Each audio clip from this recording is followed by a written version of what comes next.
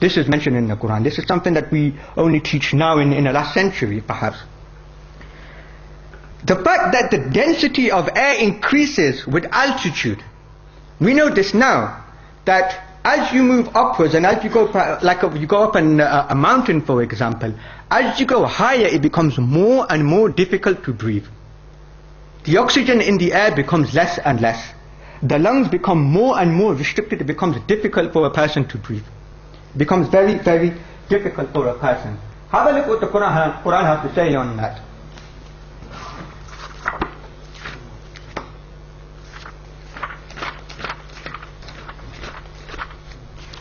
فَمَنْ يُرِدِ اللَّهُ أَنْ يَهْدِيَهُ يَشْرَحْ صَدْرَهُ لِلْإِسْلَامِ.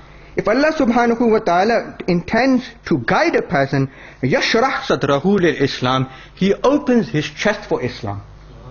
So he creates more space for him. What happens when he wants to misguide someone?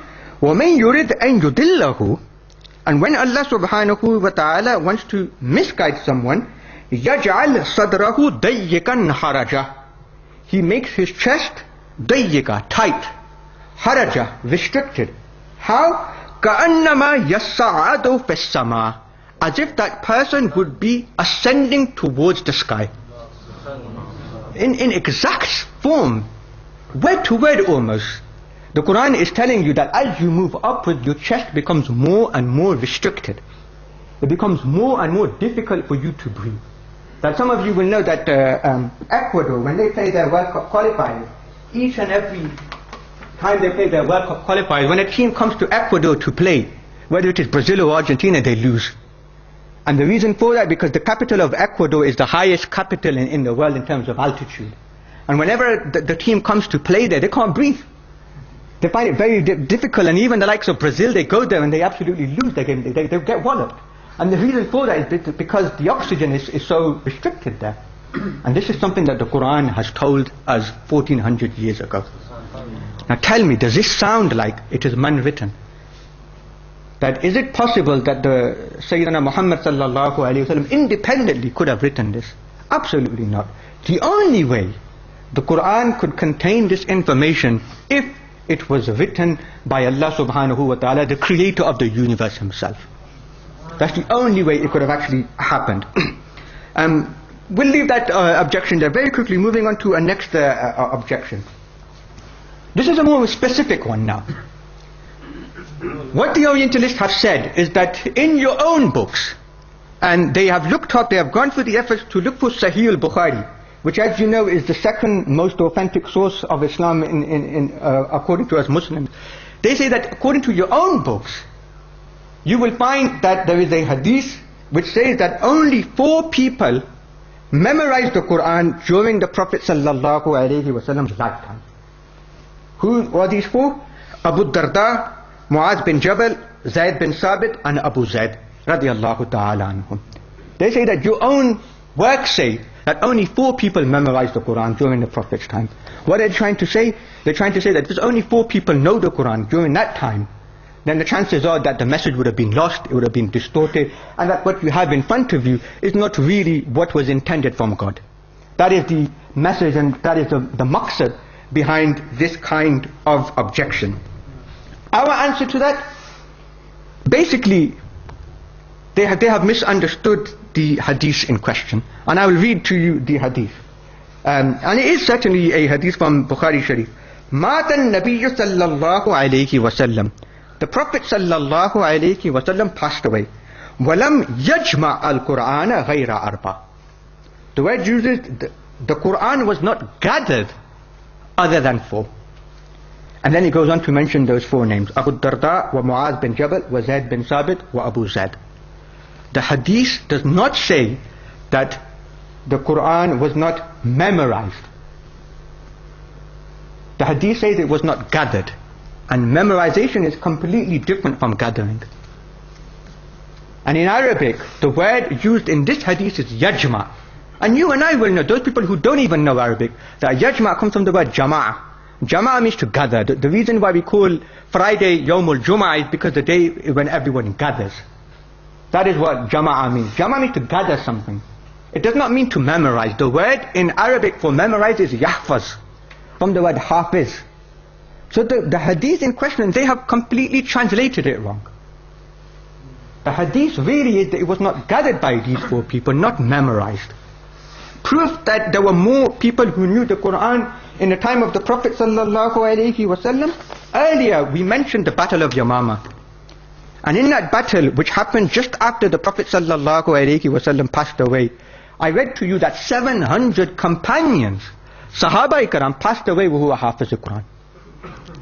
And these weren't people who were born after the Prophet, these are the people who lived in the time of the Prophet.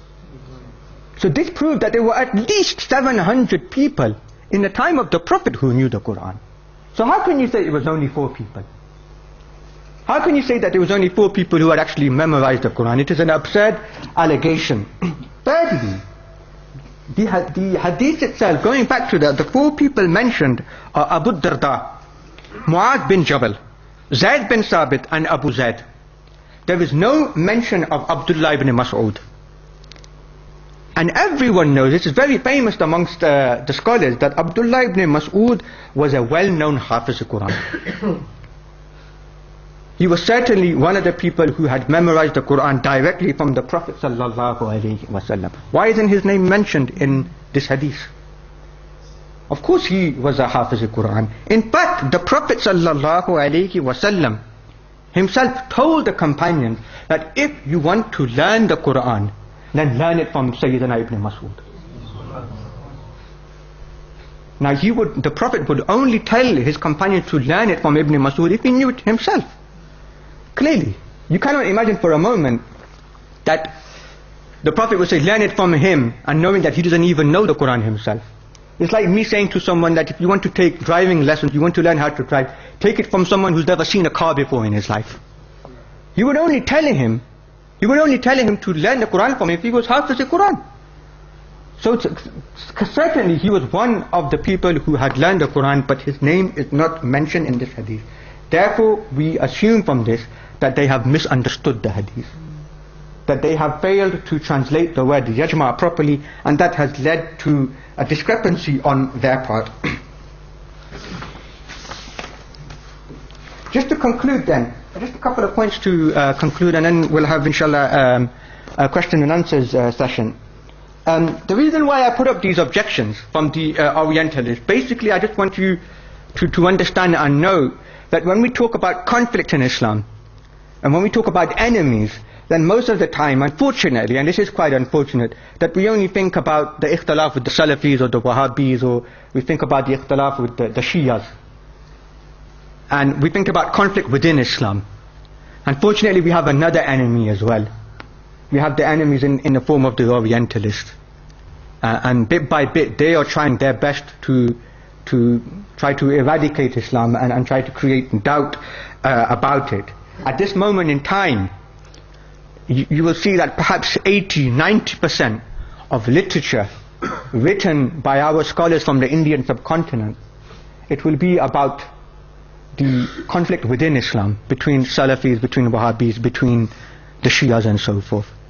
A very small percentage of that literature is written against the Orientalists. And this is a shame that there is so much infighting within Muslims that we have very little resources and we have very little time to tackle what the non-Muslims are saying about Islam. And it's only countries where there is less conflict, like in the Middle East, and particularly like Al-Azhar University in Egypt, where more time and effort is given to actually read, to actually study what the Orientalists are saying, and then give the answer to that. The 2 objections that I put in the presentation from the Orientalists, I chose them very deliberately. The first one about this idea that only that the Quran is not the word of Allah, and the second one that only 4 people had memorized the Quran. The reason why I chose these examples, because it shows that the Orientalists, where they're coming from in reality, that they show prejudice, either prejudice or ignorance, when they try to analyze Islam. When they talk about the work of the Quran not being the word of Allah subhanahu wa ta'ala, it's just prejudice. There's no basis to it. It's almost envy and jealousy that their own works have been changed and altered. And they want to make that same accusation to Islam as well. There is no basis for that. That is where they are coming from. So a prejudice plays a great part in what the Orientalists have to say and what they write. The second point is sometimes of ignorance. The Orientalists just don't understand our language. They don't understand Arabic properly. They don't understand the tradition that has come down, and they don't understand where we are coming from. And for that, because of that, they have failed to understand the nature of Islam. One quick example of that is that a lot of the time, and you see that from the diagram, that people memorize things. People memorize the Qur'an only with an additional requirement and need that they write it down. And for the Orientalists, and certainly for you and I, this seems like a problem. That you are just depending on your memory, and you are not writing something down, and for us this seems like a form of weakness. But what people don't understand, that the Arabs, they were brilliant in terms of memory. And they saw it as a defect to write it down. It showed that the person is not very clever or intelligent. And by nature, their whole life and was based around not writing things down, but keeping things to memory. And for us, like for example, if you want to write down a mobile number, if you want to preserve that number, the first thing you will do is write it down in your phone or write it down on a piece of paper. Additionally, if you want to take that extra step to preserve it, you will put it to memory. But the Arabs were completely different. For them, the first step would be to remember it. And additionally, if required, they would write it down. This is something the Westerners have never fully understood. That the oral transmission in Islam and for the Arabs was of primary importance. That you learn it by heart from people, that is what counts, not the written tradition. And you will find, in fact, especially in the works of Khatib Baghdadi, that those people who ignore the oral tradition, who do not actually depend on memory but write everything down, they are actually seen as a lower caste people. They are seen as defective and derogative in Islam. That for them they seem to depend on their books all the time. This is something seen as in a negative light almost. Overall, however, I will say regarding the Orientalists that for all their interest, for all of their objections, for most part it's just a nuisance rather than actually threat of Islam. That from what they have said and from what I have certainly have read, I don't think so they are going to create a real problem for us Muslims. Why? Because Islam by nature is perfect. And that has always been our belief, and this is the truth. That for us, our example is like Islam, we see it as a perfect portrait. And we put it in a gallery, and we happily let the admirers come in to look at it, and we happily let the critics come in and have a look at it. And the admirers, we will share their happiness, and when the critics come and look at the portrait of Islam, then even if they see a small defect in it, because we know it's a perfect portrait, we will be happily to give an answer to that. So we, quite happily, we want to hear these objections, knowing and in the knowledge that we have an answer for them.